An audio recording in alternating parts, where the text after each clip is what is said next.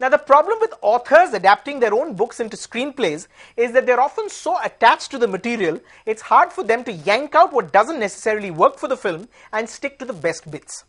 Midnight's Children, Salman Rushdie's look at the history of India and Pakistan as illustrated through the journey of Salim Sinai, is an unquestionably engrossing tale. But it's impossible to squeeze it all into a 2.5-hour film without it feeling like a slog.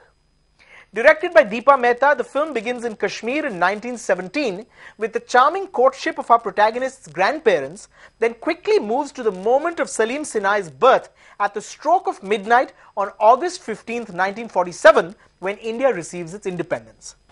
Oh, Mary, so many babies. Oh, give it to me. Private room, number 4, Sinai.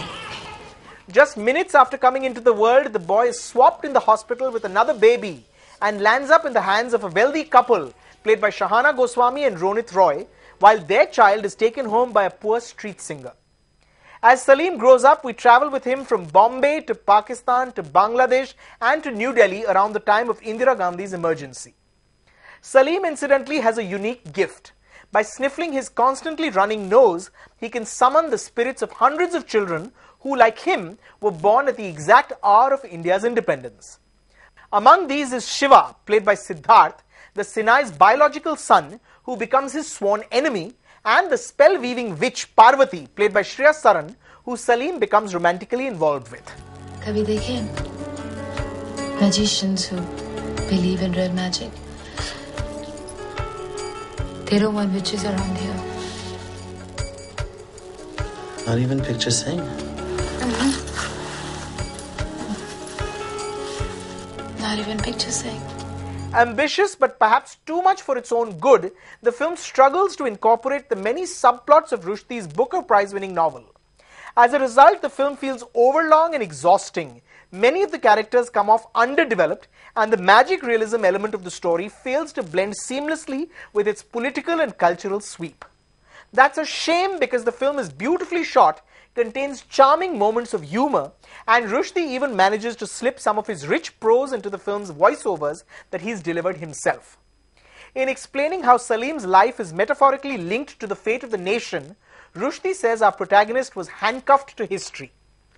It also helps that director Deepa Mehta draws some solid acting from her talented cast. Shahana Goswami skillfully conveys the emotional turmoil of a helpless mother, and Darshil Safari is particularly touching in the part of young Salim.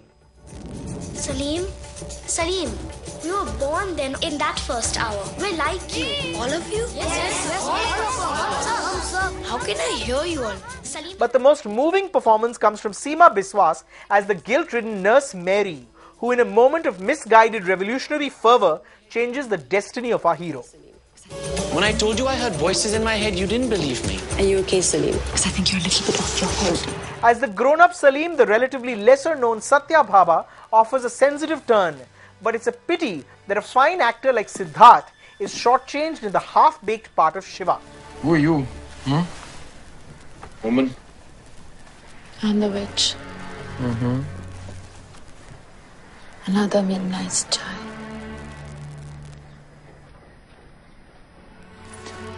Midnight's Children has an episodic TV serial feel to it and hits speed bumps when you get to the clunky magic realism portions.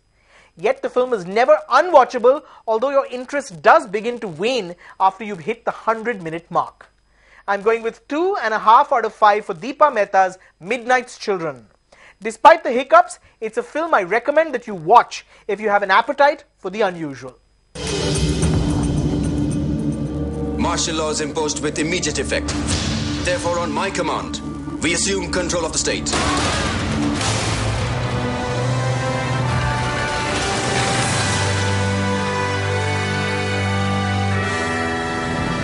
Come back to me.